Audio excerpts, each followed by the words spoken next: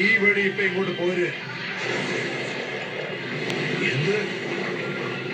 ഏറ്റെഴുത്തിനെ ജീവനോടെ പിടിക്കാനാണ് എനിക്ക് കിട്ടിയിട്ടുള്ള നിർദ്ദേശം. പക്ഷെ ബാക്കിയുള്ള രണ്ടെണ്ണത്തിനെ കൊല്ലണമെന്ന് ആരും പറഞ്ഞിട്ടില്ല. ആ വഴിക്ക് പോകരുത് ദ്രോഹി.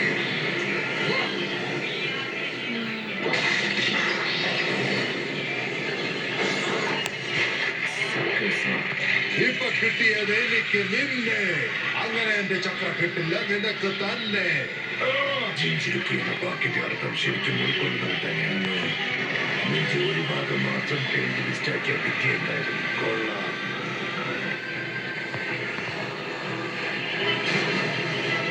ഓക്കെ, അതിനിപ്പോ പുറത്താ.